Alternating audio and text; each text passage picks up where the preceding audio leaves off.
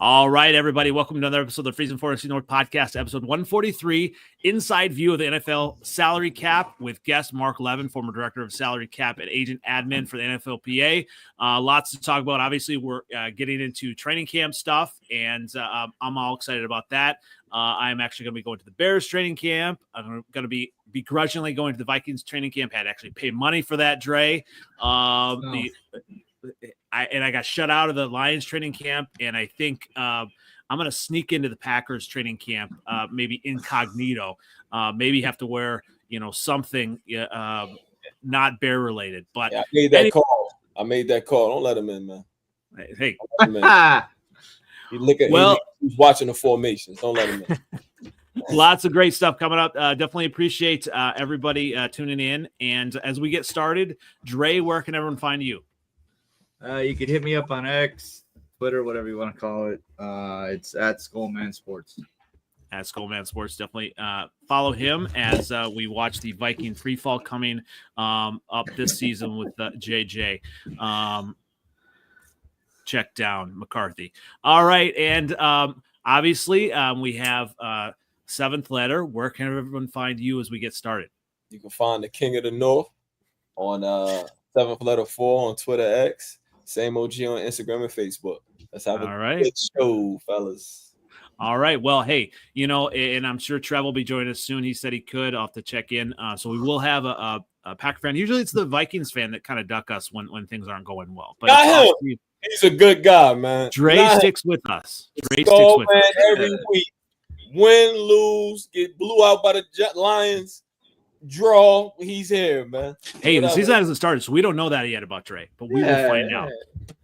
And definitely excited about our special guest here, Mark Levin, former Director of Salary Cap and Agent Admin for the NFLPA. Welcome to us. Where can everyone find you kind of as we get started? Do you have any socials, anything like that you want to talk about? Me and my business partner have a website, profootballconsulting.com, and we're also on X at Pro Football 2025. Okay, very good. We weren't able to get Pro Football Consulting on Twitter, so it's Pro Football 2025 on Twitter or X, whatever you call it, and then website's profootballconsulting.com. Definitely follow that, and we'll kind of check you out more on socials and everything. And tell us a little bit about yourself, kind of as we get going, and kind of your expertise and your connection to football and all that as we get started. Yeah, well, born and raised in the D.C. area and went to school at Temple University in Philadelphia. I was a communications major, and I started off at the Players Association back in the 1986, I guess it was, or 85. What seventh letter? What happened in 85, 86? The Mets won the World Series. Okay. Dre, do you know what happened in 85, 86? 85, 86. He want me to talk this bad like this. Black. You want to go back to Black History Month again, yo? February. Hey, I had to, but keep going, Mark. Sorry. Yeah. So I knew somebody at the PA. That's how I got my start as an intern, and they hired me full time. And I bebopped around to a couple different departments and ended up dealing with agents in terms of their certification, which you have to be certified by the Players Association in order to represent an NFL player or prospective player. Then I eventually just kind of morphed into working with the agents on contract negotiations. And I did that for about 7 years and got the opportunity to work for the team formerly known as the Redskins for a couple of years, working with Dan Snyder, the owner. Spent 2 years there and was fortunate enough to get my job back at the Players Association after those 2 years. And so I stayed at the PA as a director of the salary cap department from 2002 until May 2nd of this year. And decided to leave the PA and open up a consulting business with another former coworker of mine at the Players Association. And we consult with agents and players who represent themselves on contract matters and legal issues. And we also provide test prep services for people that want to get certified. They have to pass a test the Players Association puts on annually. In fact, they're the people sitting for the exam for the lecture today and tomorrow, and the exam is on Monday. So we got about 15 people or so signed up for our class this year, and help them prepare for what they're going to hear today or what they heard today and what they're going to hear tomorrow at the PA seminar, so they hopefully can pass the exam on Monday. Yeah, and a lot of great stuff there. It sounds like I'm guessing when it started, it was almost like the Wild Wild West. You probably see it kind of just evolve into something different now. I mean, is it more kind of regulated than when it started? Oh, definitely. The Players Association was the first of the players' professional athlete unions to certify agents, and the other unions, baseball, hockey, basketball, had followed suit. So there's definitely a lot more regulation. It's, admittedly, it's tough to nail an agent if they violate the regulations, because none of the players associations have subpoena power, so you're relying on people's cooperation. But yeah, I mean, the Players Association has the ability to discipline an agent to various extent, depending on the nature of the violation. But so it's definitely a regulated business. Well, and it's kind of interesting now in the news. I'm just kind of been hearing about it today about the second round picks. Obviously, when we look at first round picks, that's important. But I think the NFL did a good job kind of slotting salaries in, and what's happening with the second round picks now, and why is that such a big deal for salary caps and everything? So the thing that's going on with the second round picks is that the players and their agents are trying to attempt to negotiate fully guaranteed 4-year contracts, because everybody in the first round gets a fully guaranteed contract from 1 to 32 in the first round. Historically, up until this year, the second round would get depending on where you are in the second round, the top of the second round would get fully guaranteed for 3 years and a partial in the fourth. But this year, the first two players in at the top of the second round got fully guaranteed contracts. Oh, wow. 4 years, first time. So those players, those agents, and the players did a great job in negotiating that. So naturally, the third pick in the second round wants the same deal. The fourth pick in the second round wants the same deal. The other little tweak to it this year, the same agency represents picks 3, 4, and 5 in the second round. So obviously they have to be careful not to, I don't know, for lack of a better word, sell one of their clients out. Well, maybe 1 or 2 of them get a fully guaranteed contract. They can't look like they didn't get the same thing for each of those guys. The other thing that is interesting is the 8th pick in the round is a quarterback. Now, quarterbacks generally get a little bit of a premium, so to speak, if they're in the first, second, third round. Not so much if they're a later round pick, but so that's another little interesting thing that might be, contributing to the logjam. But you have the other 30 picks in the round have not signed yet, and you've got some training camps opening up. But in my opinion, a rookie missing a couple of days of rookie training camp, it's probably not that big of a deal. That's when the veterans report, because that's when you have the whole team there. Right now, when the rookies report, whatever it is, 5 days earlier than the veterans, you can't really run an effective practice with 30 rookies there, the draft picks and the undrafted guys.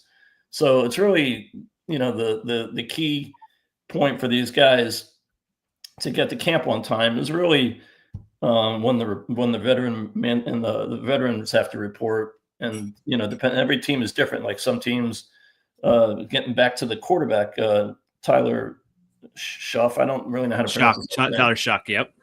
He's with New Orleans. New Orleans reports is one of the later reporting teams, so he's under less pressure to sign today than some of the other guys around him.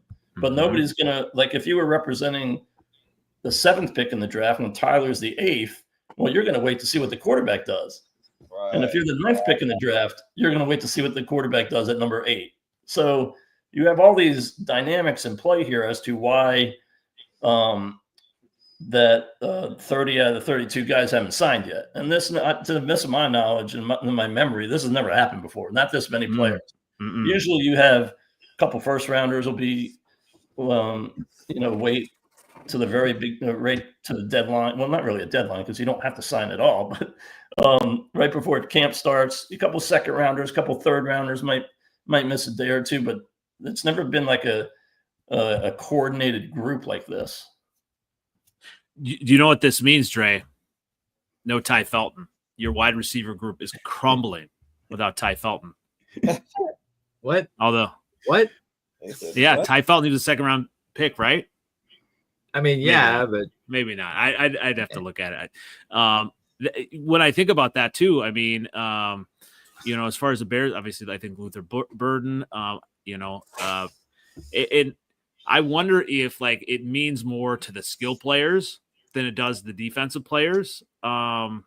Actually getting that the reps with the quarterbacks, or even think of Tyler Shuck. I thought he might be supposedly pushing for the starting job. I mean, I picked him up in fantasy for that, but yeah, I mean, I think there's maybe some validity to that. A wide receiver getting as many reps in with his quarterback, especially if the quarterback is a rookie. But some of the, I mean, just take Pittsburgh, for example. Aaron Rodgers, he ain't reporting until he needs to, right? So whether or not, the rookie wide receivers of Pittsburgh are in camp on time or not, they don't have Aaron Rodgers going to them, that's for sure. Not yet, at least. So, I think, again, this is my own personal opinion.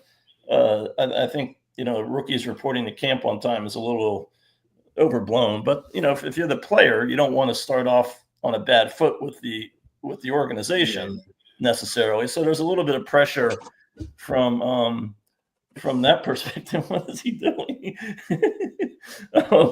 He just, a little bit of perspective. I mean, a little bit of pressure from that perspective that, and the players, obviously, they're not getting their signing bonuses yet. Yep. So the longer they wait to sign, the longer they wait to get their signing bonus, at least the initial portion of it. So, like I said, there's a whole lot of things in play here. And then you have the folks at the Players Association who are now in charge of the salary cap department that I was charged with, just talking to these agents multiple times a day saying, hey, what's going on with your pick? Is there any movement? So they can take that information and give it to another agent. And then they can get information from that agent, give it to another agent, or give it back to the agent that they just talked to 5 minutes ago. And that's sort of how the PA is involved in all this. They're trying, the Players Association has to look at the global view, right? They want to do what's best for the whole second round. Well, if you're an agent, you're really only concerned about your guy, right? Unless you happen to be the agents representing 3, 4, and 5, then you're concerned about multiple guys. But generally, you're only concerned about your guy, but you don't want to be that agent that does a deal that steps out of the box early and does a deal that a lot of people start trashing, because then all the other agents use that against you in recruiting the following year. Oh, wow. Yeah. There's a whole lot of, there are a whole lot of dynamics going on here. So I ain't gonna sign my offensive lineman. That's what you're saying. I need him there. I lost Frank Ragnow. He need to be in camp every single moment. One thing's for sure, they'll all be in camp eventually. It just maybe a couple. Some of these guys might be a day or 2 or 3 late. Yeah, but they're not under contract, so they don't have any. They have no obligation to be there. They're not holdouts. You hear a lot of people saying so and so is holding out. These guys aren't holdouts because they don't have a contract. A holdout is like if T.J. Watt decides to hold out of Steelers training camp, trying to get a renegotiation. He's under contract. That's a holdout, right? These guys who are rookies haven't signed yet. The media always uses the word holdout because I think it's easy for people to correlate with that or to understand that. But they're technically not holdouts. Well, what I'd like to do, obviously for the Steelers, that's an issue. So I'd like to kind of maybe ask you kind of your biggest concerns with each of the NFC North teams, and then give each of us a chance to kind of maybe respond to that. I'm obviously super concerned about the Vikings and just, how they're going to fall off. But go ahead and start there with the Vikings. What's your biggest concern? Kind of you're outside looking in. You are a Dolphins fan, full disclosure. But as you kind of look at things and obviously with your consulting business, you're kind of aware of a lot of the maybe pieces kind of going on. So what are you? It's got to be the quarterback. See, that's a no-brainer. It's got to be the quarterback. Who knows? I don't know if it's guaranteed he's going to get the starting job. I assume he's going to get the starting job. How is he going to be? Is he going to be up to speed? Well, so he's had a year to study the playbook because he didn't play at all. So, and he went to Michigan. So, right, Michigan. Mm-hmm. Yes, he went to Michigan. Yeah, and not a lot of dummies go to Michigan. So you got to think. Although they didn't accept my son when he applied for college here, so I have a little axiogram in Michigan. But anyway, yeah. So it's got to be the quarterback to see how JJ does. They have a lot of great players at other positions, on both sides of the ball. But that's a no-brainer on that one. Dre, are you ready to fall off the JJ bandwagon yet? Never.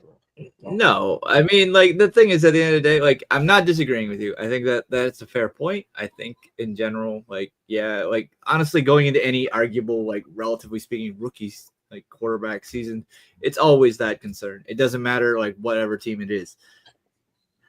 My defense of it, at the end of the day, and I've said this so many times on this podcast almost every week, you got number 18 that he's thrown it to. There has been worse quarterbacks, statistically speaking, than McCarthy on the team.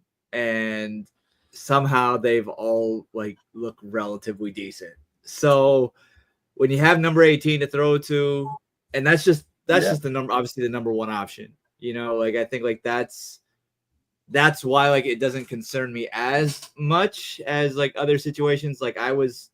I've said this before. I was more honestly concerned about going into last year's season. I was more concerned about that because who knows what's we're getting a bridge quarterback this year. Arguably speaking, it's not a bridge quarterback. This is our fantasy. I'm not sorry. Face the franchise quarterback. We have that.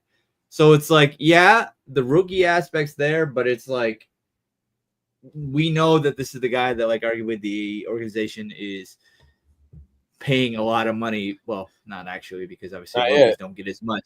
I mean, this is the guy that KOC and also Kwesi are putting their money on. If he falls down, KOC in 2 years may not have a job.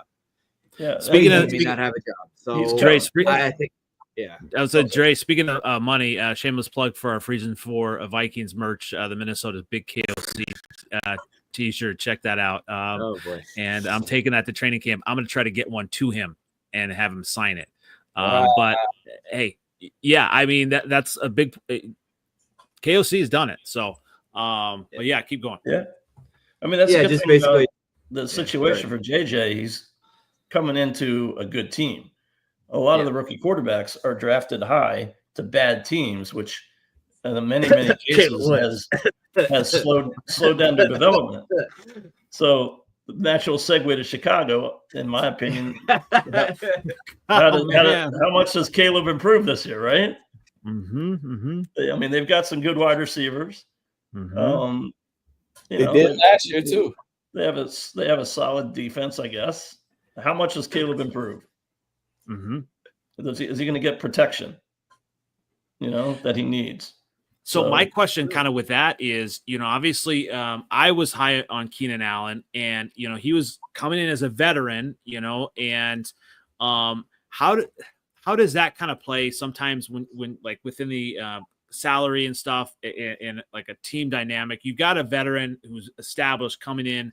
Have you seen some of those dynamics, obviously just play out maybe the way it played out in Chicago or where a receiver maybe is good on paper, but just doesn't, it doesn't translate. Yeah. I mean, you see everything in this business, right? I mean, nothing really shocks me, the teams, they spend millions of dollars a year on scouting and they try to make the best judgments on player acquisitions. And, sometimes it works out and sometimes it doesn't. And I'm not saying it's not working out for Keenan, but,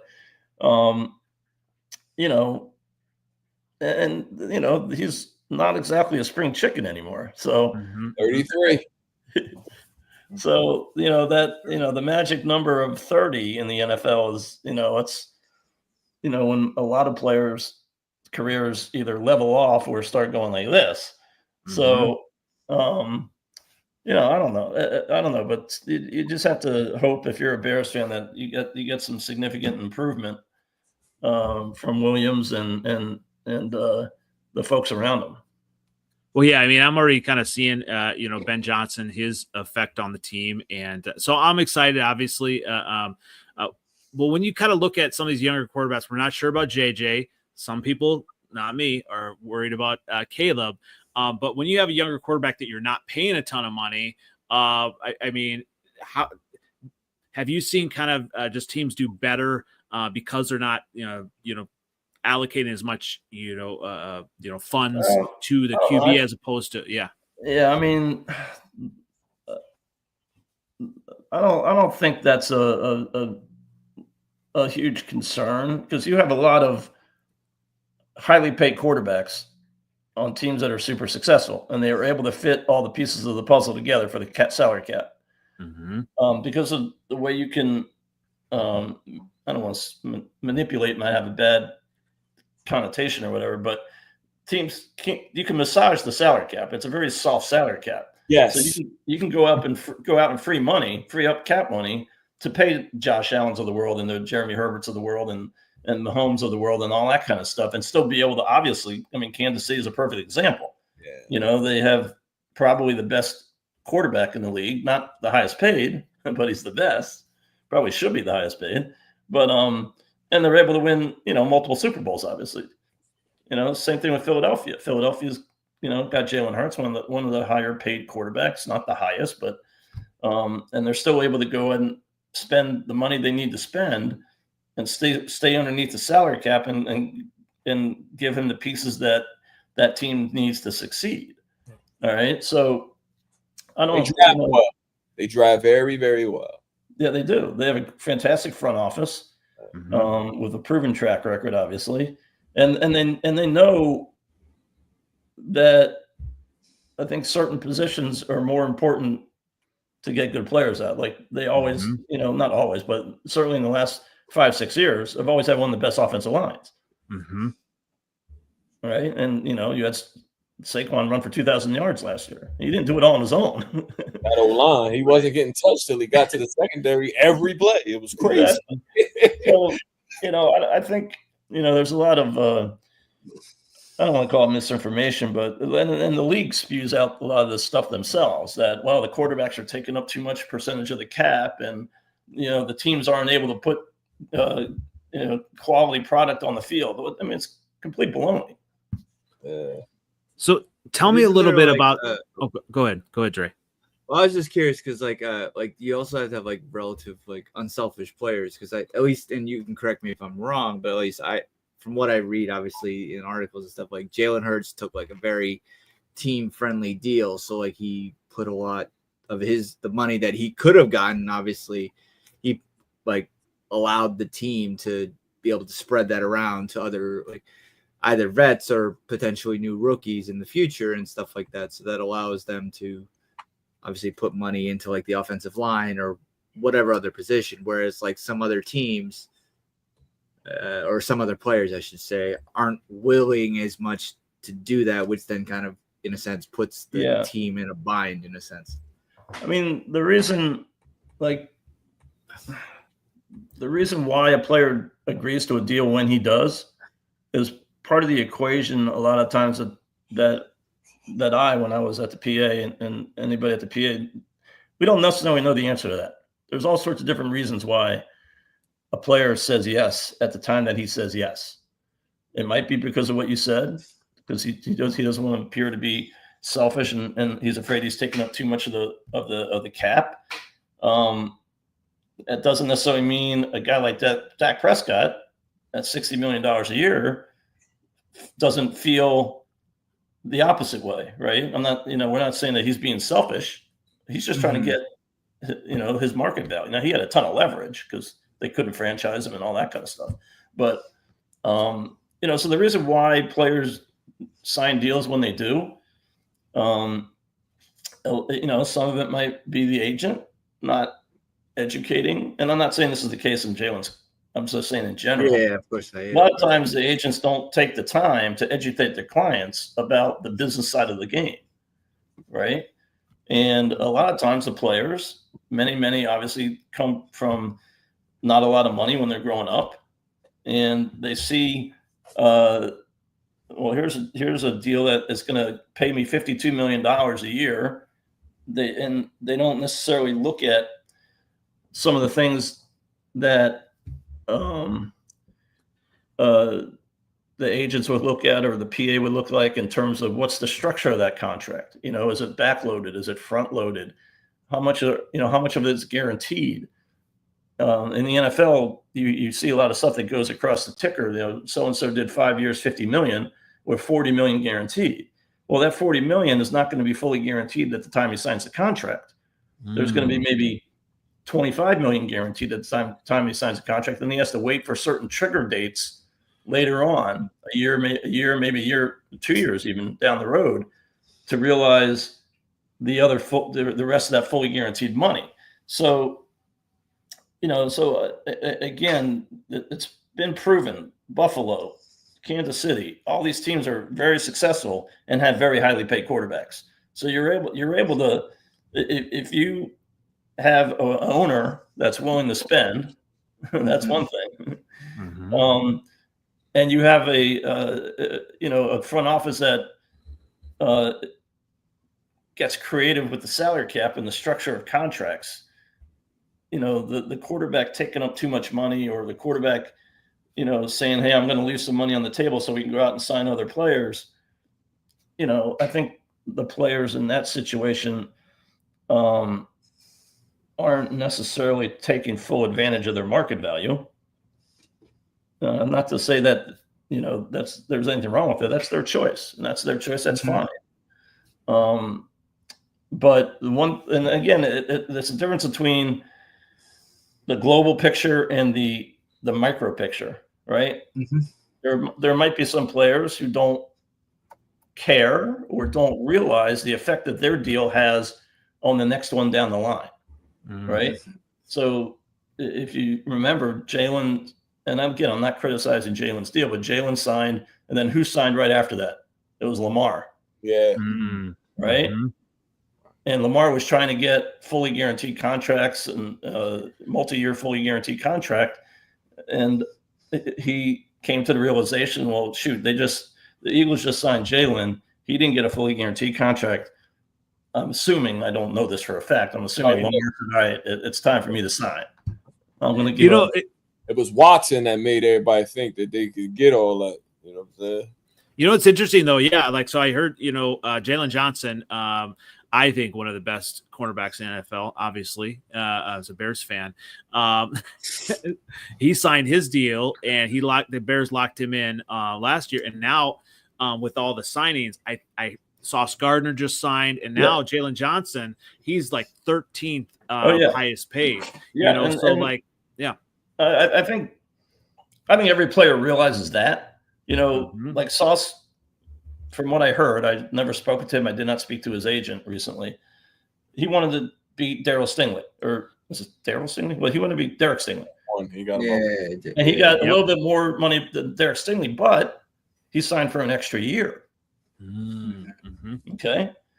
But maybe all Sauce cared about, and again, I don't know for a fact, but maybe all he cared about was saying he could be the highest paid corner in the league, knowing that he may be the highest paid corner in the league for 2 months or maybe 3 months, maybe a year.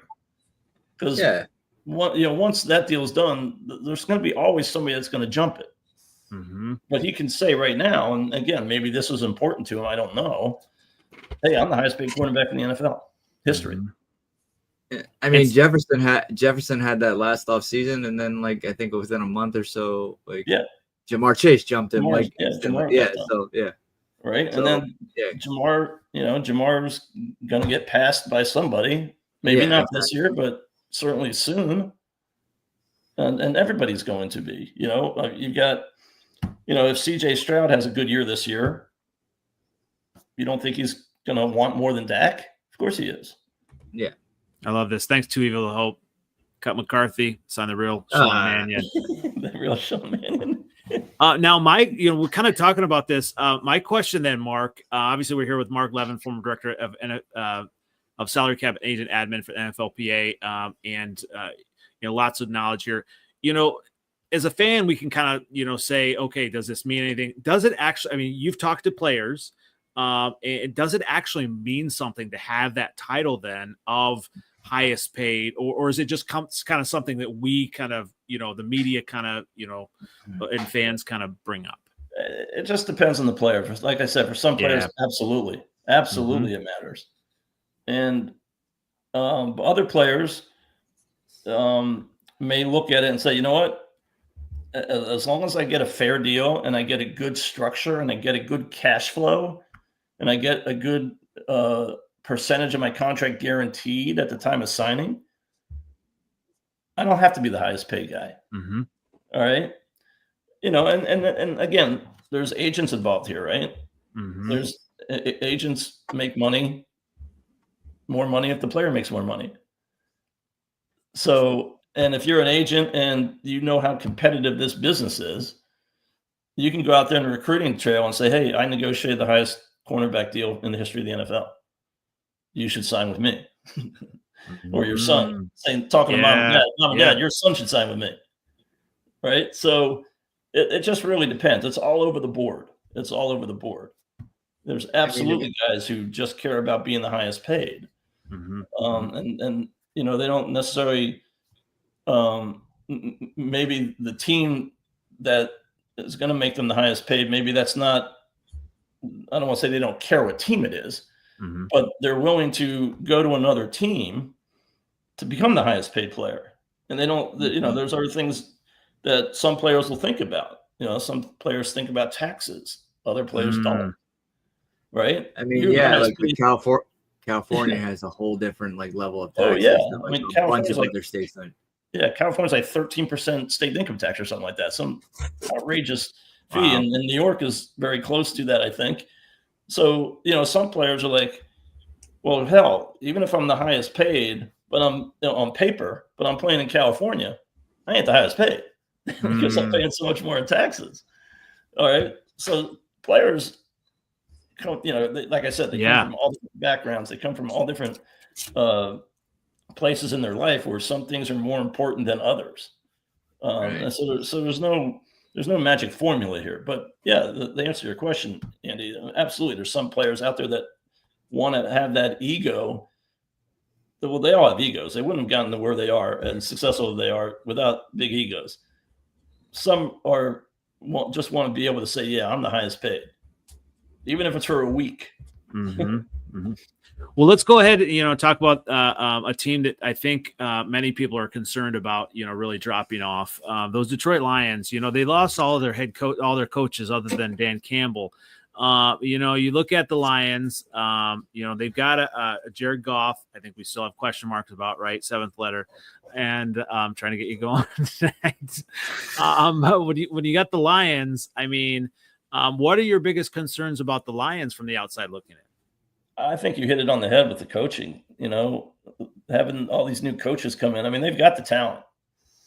I think, how they bounced back from the disappointing end they had last year, psychologically, how did they, emotionally, did they bounce back from it, or is there some kind of hangover from that?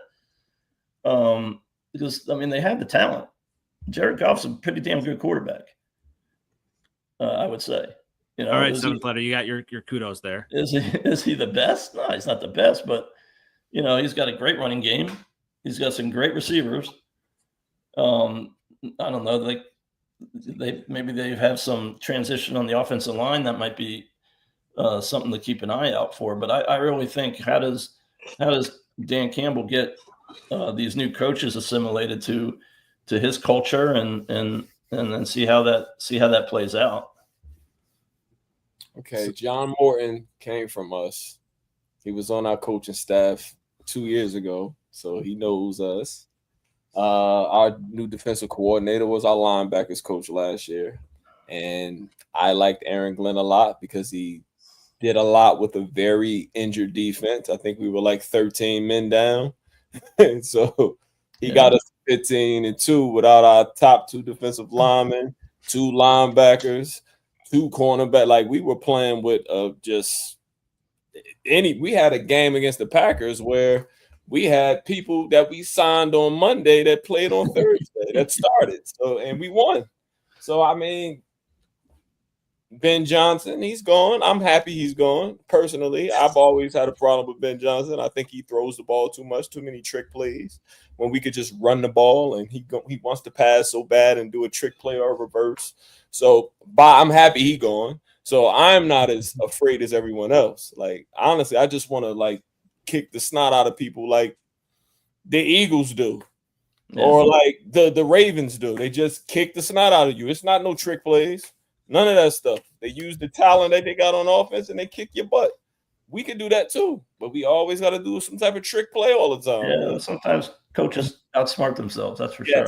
That's what Ben Johnson is. So he'll see. He'll get mad at him. So I don't know. I think Mark knows about coaches maybe outsmart themselves.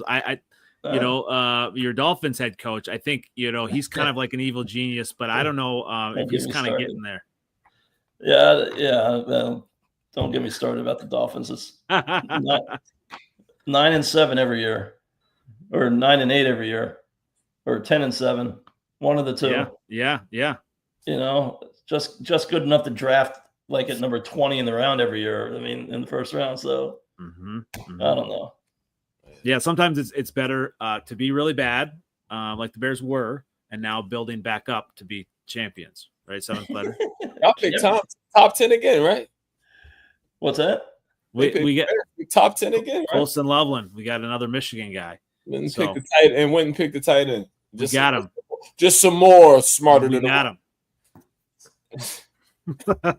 Whatever. You can't rate on my parade. They just extended the GM's contract. Yeah. Like never won. Nothing. Yeah, they were gonna take the NFC North and never give it back. And never give it back. I'm still waiting on that. It's coming. You know what I do like, and I think we all can agree on here, and Trev must have had something. He's usually pretty good. But we all can agree on Packers. They call themselves Title Town. They haven't even won an NFC North title in a few years here, so they're not Title Town. But when you look at them, they spent a lot of money on a quarterback who was hurt last year, who maybe doesn't have very good footwork, accuracy problems. They're every year. I feel like the media says the Packers are going to be the dark horse, team. They're going to go every single year. Just wait. ESPN. That's going to be the Packers. They might go to the Super Bowl. So obviously, Mark, what are your concerns about the Green Bay Packers then? I'll be honest with you. I haven't taken a look at their situation lately. I'm not trying to duck the question. No, that's all right. Yeah. I don't want to BS you guys. I have no idea, to be honest with you.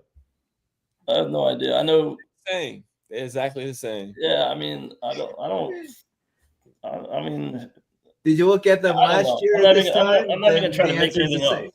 No, it's probably it is pretty much the same thing. I mean, they kind of looked at them last year. They don't have any owners, and I don't know if have you had any kind of experience with them in the past? I mean, it's a different setup with no specific owner, right? Yeah. And so they've been a little bit cheaper with free agents in the past, yeah. I mean, they're not one of the lower spending teams, but they're certainly not one of the higher ones either. They usually come pretty much in the middle of the pack. Yeah. So pun intended, I guess. Yeah. I mean, they lost Jair Alexander, but he hadn't played much in the last 2 or 3 years anyway, so that's not going to be a big loss. I mean, that's not something they're not used to. Again, I don't know their roster well enough to be honest with you guys to make a guess on this. No, that's all right. That's all right. Anytime I can just kind of throw cold water on the Packers, it's my duty to do that. My question though, we've kind of danced around a lot of the different things. it's hard as a fan to kind of really understand like the cap stuff. Like I feel like when I look at it, it's like the cap doesn't exist. I mean, somehow the Saints sign players and they kick the can down the road and they're paying this, paying that. Like, what are some of these terms that maybe you would help kind of us like understand a little bit better? Like, what is cap space? How do they kind of restructure deals? Things like that. Yeah, I mean, I guess the number one thing to understand is how signing bonuses are treated against the salary cap, and they're prorated against the cap equally over the length of the player's contract up to a maximum number of 5 years. So, for example, if the Bears were to give a player a $10 million signing bonus on a 4-year deal, they count $2.5 million of that signing bonus each of those 4 years as long as he remains on the roster. Okay. Player gets $10 million in his pocket. All right. So you have everybody that, and this is what I went through when I worked for the Commanders. You have really two budgets you have to worry about if you work for the team. You have your cap and you have your cash, right? And the two do not equal every year. So, for example, that $10 million signing bonus in this hypothetical, I only have to count $2.5 million against the cap, but I have to tell the owner you're spending 10. Okay, in addition to his base salary, and maybe what other bonuses he might have in there. So that's number one. So that's what makes the cap what I think is a soft cap. You hear a lot of people saying, well, it's a hard cap versus soft cap, blah, blah, blah. It's a soft cap. There's no two ways about it. All right. Because you can spend in real money more than the salary cap. The salary cap is cap dollars, not cash. So you will literally have this year, the cap is 279, I think it is, or 277, something like that. I forget. It's been 279. 279.2. Yep. That's the cap. Right? The cash outlay, you might have a team who literally will spend $400 million in cash this year in fiscal year 2025. And you say, well, how do they do that? Because of signing bonuses. All right? Because again, you can give, I'll take Dak Prescott, for example. He got a 60 or whatever it was, a $70 million signing bonus last year on a 5-year, but they prorated over 5 years. So only 1/5 of that 70 million counted against the 24 cap, 1/5 counts against the 25 cap, and 1/5 counts against the 26 cap. But Jerry Jones had to write in his cash ledger, well, I just spent $70 million. So that's number one. Number two is in the off season and in training camp up until like the Tuesday before the first game, they only have to count the top 51 contracts against the salary cap. And that's how teams are able to put 90 guys in training camp. They don't have to count them all against the cap at that time. But once the final cuts are here, once practice squads get set up, once you're counting guys on IR, everything counts. So then they have to be below their whatever their individual cap is. So that leads you to the next part. Not every team's cap is the same. Every team has the same baseline of 279.2, but because of various adjustments, including what's called carryover, every team starts at a different place. So, for example, I think it was last year or the year before, I think Cleveland carried over $80 million in room that was left over unused from the prior year. So when the cap was whatever it was, 255, I think it was in 2024, they were already starting at 300, and they were able to go to 300 in cap spending because of the carryover they didn't use for the cap dollars they didn't use the prior year. Wow. The other thing that a lot of clubs try their best to limit is what's called dead money. All right. And it's really not really money, it's dead cap room. So it's money, it's cap dollars that a team that his team is counting against its cap for a player that's no longer there. All right. So for example, I go back to the $10 million signing bonus on a 4-year deal. That's $2.5 million proration each of those 4 years. if that guy gets cut after 2, well, you still have 2 years worth of the $2.5 million, $5 million cap dollars that that have to be accounted for. So that $5 million would bump forward, or it would accelerate into the year that they remove the player from the roster. Okay, so now there's a lot of times you can't prevent dead money because of injuries or a guy retiring. You try to limit the dead money. You try to do your best, as I said before, about picking the right players. Well, some guys turn out to be busts. That's just part of the game, right? You hope it's not a first rounder or a second rounder or an unrestricted free agent that you just signed the prior year, for 20 million or whatever. Right. But a lot of that, sometimes that's unavoidable. All right. So you've got the dead money, you've got the carryover. All these things affect each individual team's cap situation differently. And that's really, I think the as far as I can tell, the best way to explain some of that. That makes sense. But again, from the player's perspective, they don't give a crap about the cap.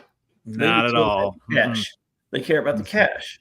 And in the collective bargaining agreement, there are minimum spending requirements that each team has to meet over a 3-year period, not annually, but over a 3-year period. So they have to spend 90% of the cap in cash to players over those 3 years. All right. And otherwise, if they fall short of that 90% spend, the Players Association gets to tell that particular owner how to spend the money. And that ain't going to happen. That's not going to happen. So right. you have a spending floor, but you don't have a spending ceiling. And that that has worked out very, very well for the players over the years.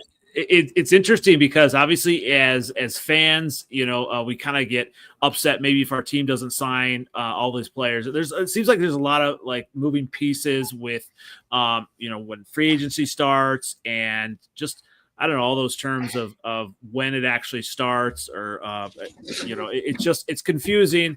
As a Bears fan, I'm just glad that they signed, one of the best offensive lines. We got a lot of signings. We've got some money to spend, that extra money that they have to spend. Is there kind of a deterrent for them to just kind of hold on to some of it to wait and see if there's injuries kind of into camp and to say, okay, I'm going to, every team enters the regular season with a little bit of a cushion. Yeah. For cap dollars cushion, because they know you're going to have to replace injured players. And that's going to cost something. But generally, it's only the people that they're signing to replace the guy that just got hurt are minimum salary guys. All right. It's not like you're going to go out and sign a star player 3 weeks into the season to replace the star player that just got hurt. Right. You're signing younger minimum salary guys, or it might be an older guy, but who's been unemployed. So he's got no leverage to get more than the minimum. Right. But every team absolutely budgets for whatever, just call it $5 million, $5 million cap dollars to have it sort of in reserve to use for replacements, to replace injured players. And again, with the spending rules, you don't have to spend 90% every year. So there's 1 year an owner could decide, we're going to not spend very much this year. So they spend at 70% of the cap that given year. So again, the cap is, let's just call it 280 this year. So let's say the Bears ownership decides, internally, I'm telling you right now, Mr. GM, Mr. Cap guy, we're only going to spend about 70% of the cap this year. That's fine. That's his or her choice. But they know that over the next 2 years, they got to ramp it up. Right. And those 2 years are going to have higher caps, right? The 279 next year, whatever. I have no idea what the cap's going to be next year, but let's just call it 300. Okay. But now you spent 70% when the cap was 280. But now the cap is 300, and you need to get within 2 years. You need to get up to 90% over that 3-year period. So now you're spending more money in a year where the cap is higher. So there's a lot that goes into budgeting from the team perspective. Well, go ahead. I would say, yeah. I mean, it's almost different from baseball because, like, obviously, baseball they're small market teams and things like that. I mean, teams like the Pirates, I don't feel like they're ever gonna spend it and have that big free. No, I mean that's big. The best thing the NFL ever did goes all the way back to the 60s when they started sharing revenues equally, especially the TV dollars. They have national TV contracts. Baseball doesn't have national TV. It doesn't have a large portion of revenue coming from national TV contracts. It's on the local side. The Yankees and the Dodgers make billions for local TV and radio that a team like Pittsburgh can't generate, right?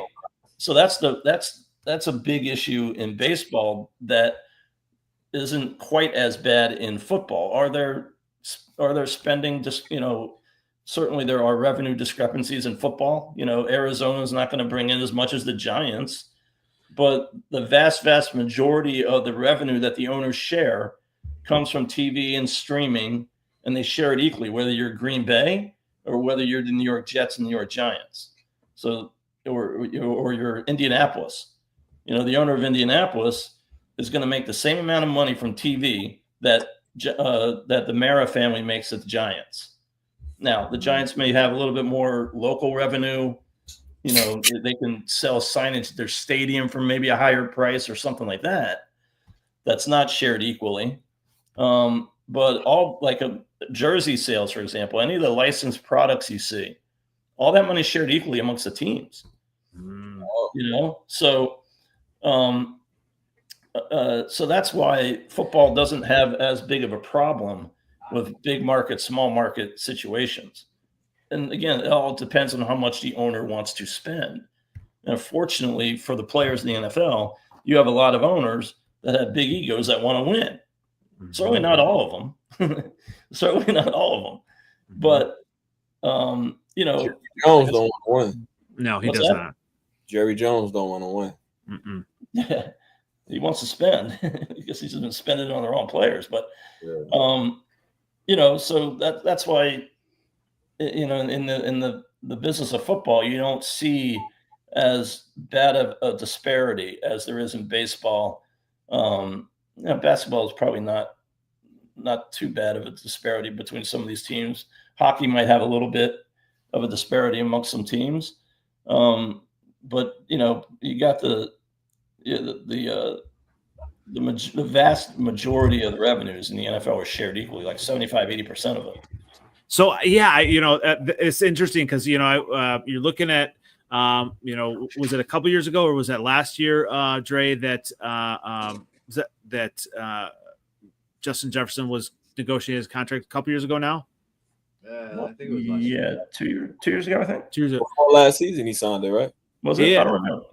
I thought it was. Yeah, I think 2 years ago is when they started the conversations, and then that's right. And then it stopped going into the season, and then he bet on himself, and then obviously did very well, and then I think they signed him. Because I ended up going to the training camp that year, and you kind of looked at the marketing at training camp. They had a little thing on the sign like teach how to the gritty, like as far as marketing, you think of like Justin Jefferson, what he means to Minnesota. I mean, huge marketing draw. But that's interesting to hear that jersey sales. It doesn't matter. That's shared equally. So like obviously there's some other things that teams can do with their star players. But the jersey sales, that's pretty much shared equally. Yeah, but the players, it's not shared equally. Like if Jefferson sells more jerseys than JJ, Jefferson's getting paid more money because he gets a royalty on every jersey sale. Oh, okay. So there is, obviously that, Oh yeah. Yeah, I mean, all this is interesting. Obviously, talking about all of our stars and within the division. Now putting you on the spot here. You're outside looking in. As a Dolphins fan, who do you think is going to win the division, NFC North, in 2025? NFC North. Oh man, I'm gonna have to say the Lions. Okay, you're going chalk. Okay, all right. Yeah. I get it. I think so. We done it. Y'all can't beat us. It means something. Absolutely. 6-0 in the division. 6-0 in the division. Like, you gotta beat us. We've been kicking y'all ass 3 years straight, man. It's been rough. It's been rough for y'all, man. You want to like? I would go with the Lions though. What about and give you a chance here? Who's going to be the worst in the division? Poor guy. It's okay. Poor guy. Him and ain't me. I know that. Poor guy. I don't know, man. That's tough.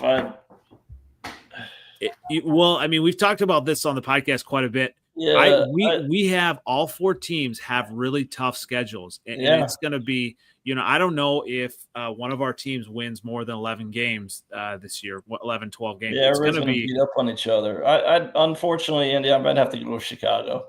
That's all right. Hey, bring it on. I'm ready. I'm ready for all the smoke, all of it, because I think the Vikings have enough talent to compensate if needed for any thing that JJ doesn't bring to the table. I don't disagree with that. And I don't know if the Bears have enough talent around Caleb yet. That's fair. Hey, I'm ready for all this. I'm taking those receipts and their paper receipts as well. I'm collecting them. They're in a little envelope, and it's becoming a big envelope, manila envelope, folder, all that stuff. Isn't it great that we can talk about this stuff, because football's right around the corner finally? That's the thing. That's the thing. Like, this is, obviously, it's almost the least nerve-wracking part of the season, right? When the season starts, you're like, okay, that's when I'm watching a game in the dark, hoping that the Bears finally beat the Packers. They did. Week 18 happened, and now, it's stressful. At 7th letter, you're stressed every single week, aren't you? Mr. 11, our friend Andy, he watches until halftime and start getting the ugly. He don't watch the game no more. I'm not sure I feel comfortable watching the game with either one of you guys. That's fair. That's fair. He's in the car. He don't even watch his game. He be at a wine tasting event or something like that, bro. Bourbon tasting. Bourbon. Come on. I'm in Wisconsin. Game on TV, man. Where you at? Come on, man. If you're in Wisconsin, isn't it milk tasting? A wine. No, right. Old fashions. No, I'm actually ready to watch the Netflix new quarterbacks. I think that's going to be. I'm afraid to watch it, yo. Hey. I'm afraid to watch it. I haven't watched it yet. I wanted to watch it last night. I can't.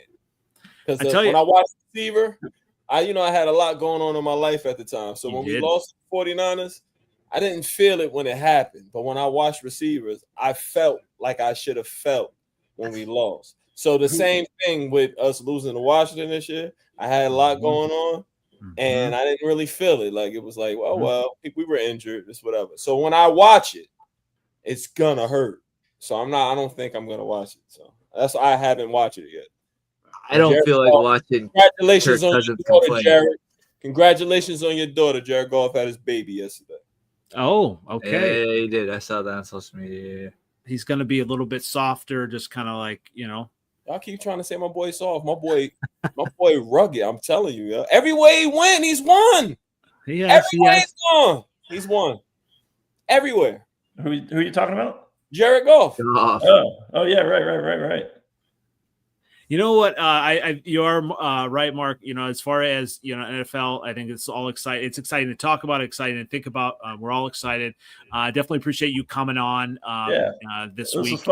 A lot of And fun. where can everyone find you, as we kind of close out? Again, I'm on Twitter or X, whatever you call it, Pro Football 2025. And then my website is profootballconsulting.com. We're not on Instagram and other social medias. My business partner and I are both we're both old, so we don't do. You're gonna be doing the TikTok dances. I'm okay with that. TikTok or anything like that crap. All right, I just followed you on Twitter, NFLOutdated, Pro Football 2025. This is great stuff. You got unsigned draft pick options, things like that. A lot of great content. Definitely going to follow that and encourage everyone to do that. And then, if you know anybody that wants to be an agent, I wouldn't necessarily recommend it, but if you know anybody, send them my way. Sure. That would be a whole nother podcast. I mean, that would be that's got to be fascinating. I mean, it's just like any type of sales, right? Like I'm sure pretty much. Yeah, I mean, a shark entering. You have to be able to talk a good game. And be able to think quickly on your feet. Hey, seventh letter. Maybe I should be an agent. Should be. I mean, I could see it, honestly. I could see good work. You know what? Let's see if you can pass the NFLPA exam. Oh, yeah. Why not? I'll try it. Maybe I'll do that as a podcast. I'll try it and see if I'll fail at that. That would be an interesting podcast. But definitely, thanks for joining us, Mark. Lots of great stuff tonight. Definitely going to be following your stuff as well. And as we close out, Dre, where can everyone find you? You can hit me up on X, Twitter, whatever you want to call it. It's at Skullman Sports.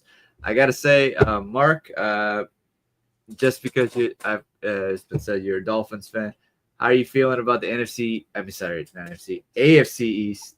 So I will preface this with I am a secondary Bills fan. Mm-hmm. Yeah, I mean, it's pretty hard to argue anybody's going to beat the Bills.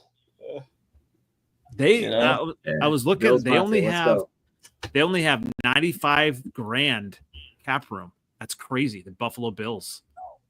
I mean, Josh Allen is Superman. Let's be honest. Is that using the that top 51 thing I was telling you about? That's on the NFLPA. Just the cap room. Yeah. Yeah. All right. Well, so they got some things they need to do. Mm-hmm. Little bit of finagling. We'll say exactly. Tyreek Hill still be there. Massaging. Yeah. I guess you can't say massage with the Cleveland Browns, but yeah, I would. Hold off on those words with the Browns and the Ravens at this point. That's true. Well, thanks for kicking us off. There's another. All right. Everyone's getting a little bit slower on that. Happy to join anytime you want.